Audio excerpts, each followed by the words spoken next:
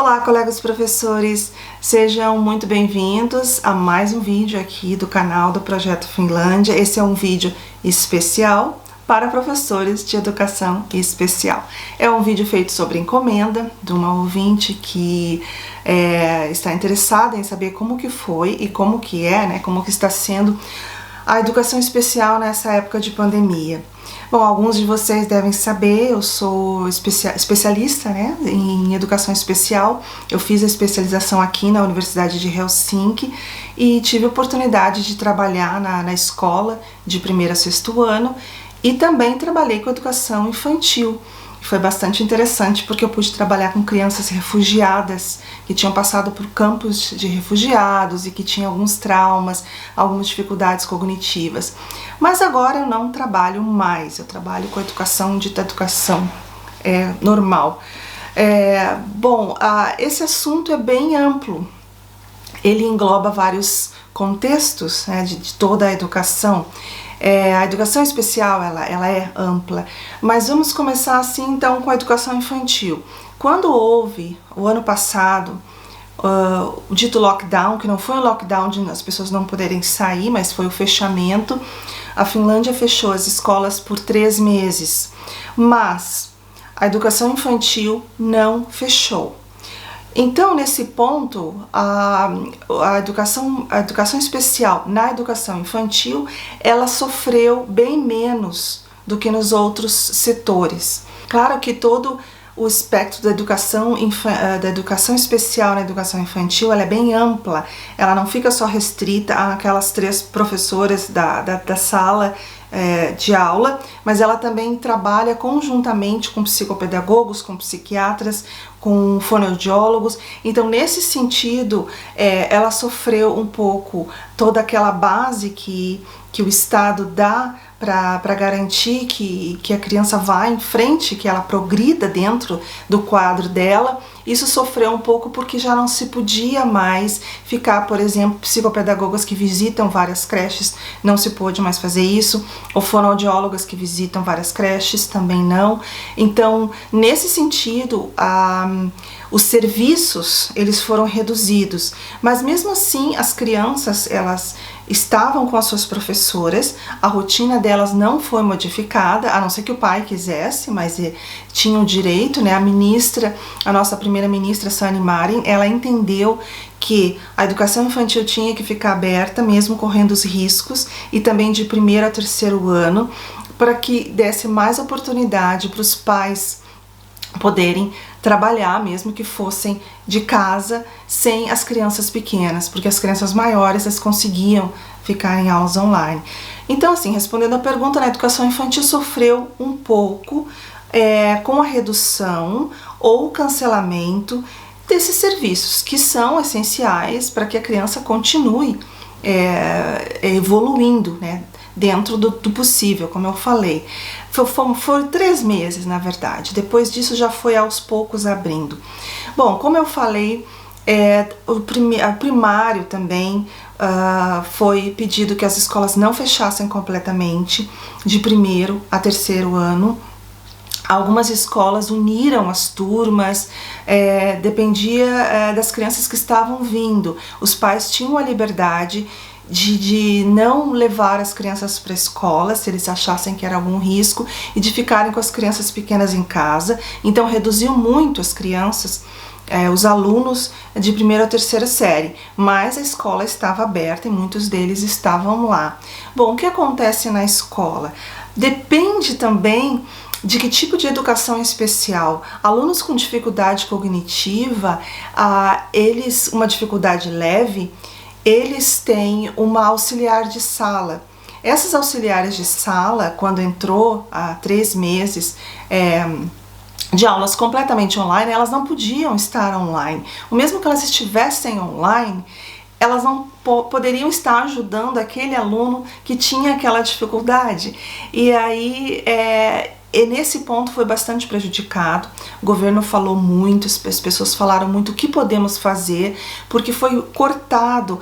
Às vezes o aluno que que está na escola, né, na escola regular, que tenha dificuldade, e é sempre visto, como eu já falei também em alguns outros vídeos, é visto individualmente, é feito um acompanhamento do aluno, dependendo da síndrome desde que ele nasce, ou quando ela é descoberta já na educação infantil. Então, se tem todo o histórico do aluno. Ao analisar esse histórico do aluno, vai se verificar se o quadro dele permite com que ele esteja numa classe normal, com as outras crianças, mas com ajuda, e tendo não só a ajuda de uma auxiliar de sala, como também tendo aulas extras com a psicóloga que está dentro da escola, ou outras aulas de terapia ocupacional, e aí vai se ver, cada caso é um caso, é por isso que eu disse que é muito amplo e é difícil. Toda essa ajuda extra, ela foi cortada, não é que ela foi cortada, mas é que ela é mais difícil, como vai fazer online. Algumas escolas tentaram fazer algumas sessões online, dependendo da dificuldade que o aluno apresentava, por exemplo, dificuldade de foco, hiperatividade, esse aluno não conseguia aproveitar essas lições online. Então isso foi um grande problema, foi um problema para os pais, foi um problema para as escolas não sabiam o que fazer, para as próprias psicopedagogas que ficavam sem saber o que fazer. Foi tentado de tudo, foi tentado dar um auxílio online, e tem até isso para deficiências leves, né, que estão na escola. Até tem uma pesquisa que foi feita em algumas escolas aqui de Helsinki, que tem um vídeo aqui, que mostra que a escola perguntava para os pais e perguntava para os alunos: você está experienciando alguma dificuldade? E tinha alunos que respondiam que não conseguiam se focar. E esses já eram aqueles que estavam tendo o privilégio, vamos dizer assim, de ter uma assistente de sala, que não ficava só com o aluno, ela ajudava todos, mas era respectivamente aquele aluno. Bom, então sim, depois indo para o ginásio superior, ou o que chamam Fundamental 2, os alunos eram maiores e foi muito mais difícil, porque quando os alunos são mais velhos, eles não têm mais o apoio dos pais, e os pais não têm mais a influência que eles têm quando é uma criança, que ele vai lá, liga o computador, põe na frente, olha, agora vamos estudar. Então, um aluno já passando do que chamamos aqui o Ula-Aste, da sétimo ano, sétimo, oitavo, nono, ele tem que sozinho perceber, ele tem que seguir o horário escolar dele, que foi talvez modificado pela pandemia ou não. O segundo grau também, o ensino médio também, existem ensinos médios só para alunos especiais. Esse perdeu-se muito justamente por isso, porque não tinham mais o apoio dos pais. É lógico que os pais apoiam, mas a influência num adolescente é muito menor do que numa criança. Foi tentado de tudo, como eu falei, dependia muito da escola e de todos os serviços que aquele aluno estava recebendo. Quanto mais serviços o aluno recebia, a mais dentro da escola, mais ele perdia, porque ele ia ficar somente com aquela aula que ele já não acompanhava quando ele estava na sala de aula presencial. Só aquela aula não era suficiente para ele, então ele tinha toda uma base de ajuda já dentro da escola, profissionais que estavam dentro da escola ou profissionais que vinham visitar a escola 1 ou 2 vezes por semana para fazer algum tipo de terapia com esses alunos.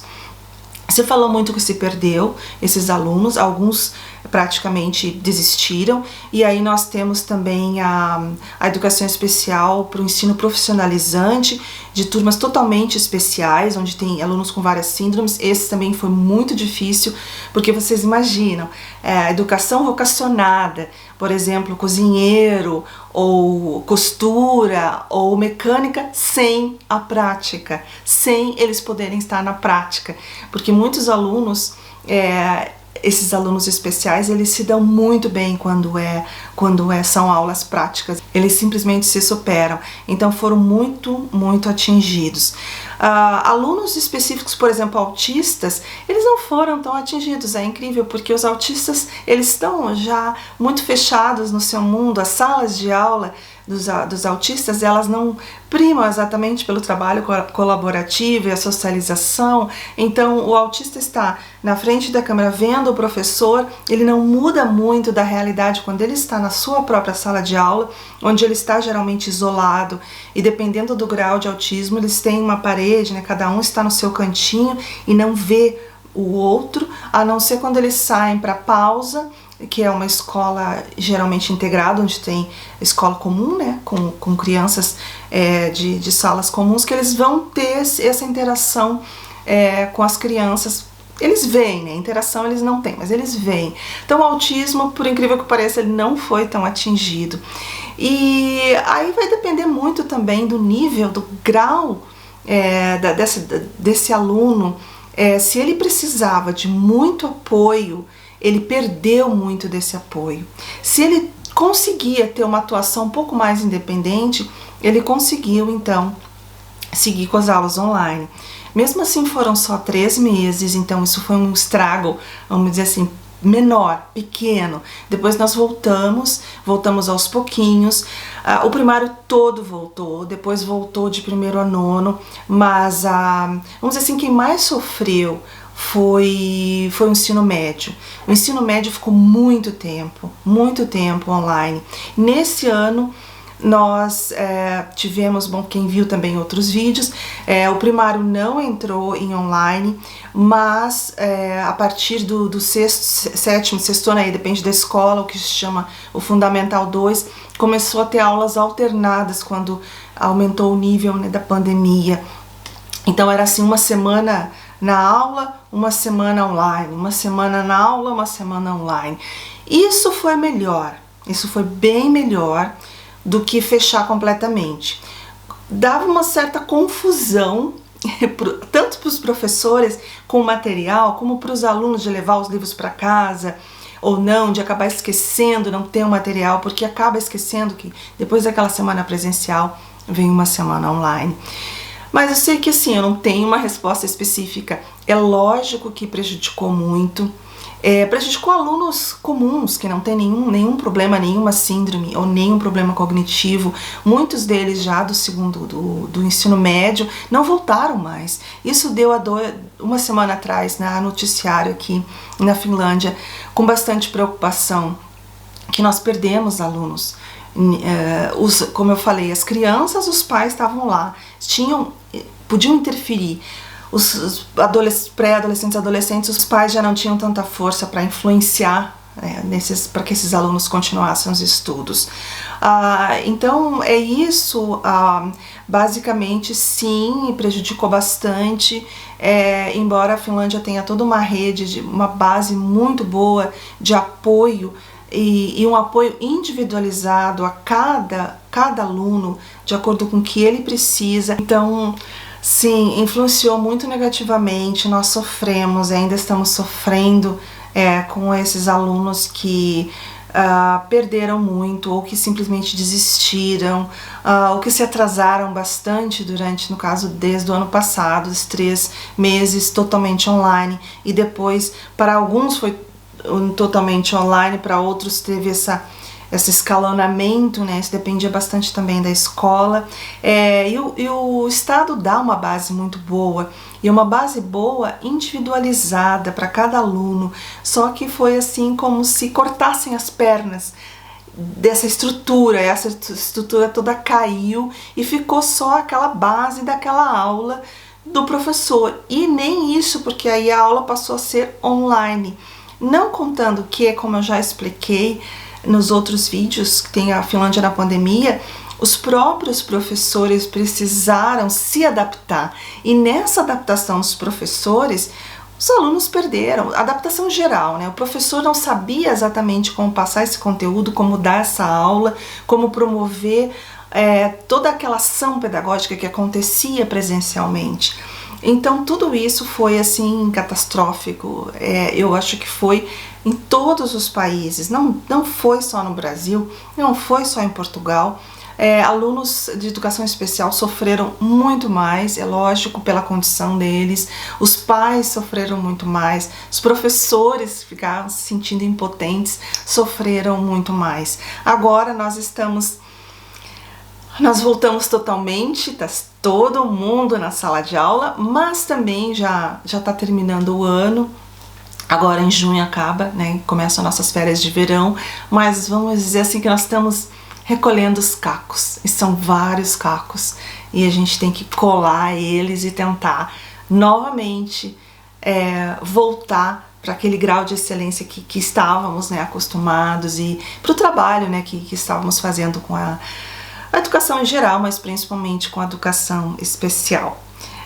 Bom, então é isso, eu espero que eu tenha respondido a pergunta. Não existe uma resposta objetiva, A ou B, existe assim uma diversidade muito grande na educação especial, porque existem os alunos que estão integrados em escolas com crianças, com turmas comuns, aqueles mais leves, aqueles em situação de estar num grupo especial, mas integrados na escola, ou estar integrados na sala de aula, e existem aqueles que estão em instituições como síndrome de Down, aqueles que estão em hospitais, inclusive tem escolas em hospitais psiquiátricos. Se tenta dar educação a todos.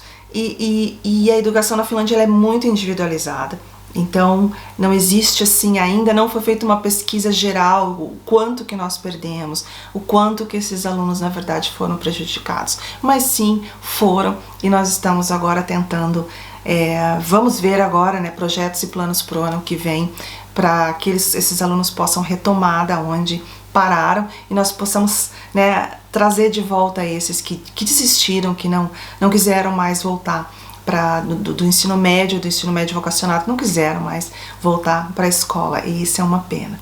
Bom, obrigada por ter assistido. Vocês sabem que sempre tem os artigos sobre a sociedade finlandesa e sobre a educação da Finlândia lá no nosso site do projetofinlandia.com, e tenha sempre o Instagram e o Facebook também. Um abraço então e até o próximo vídeo.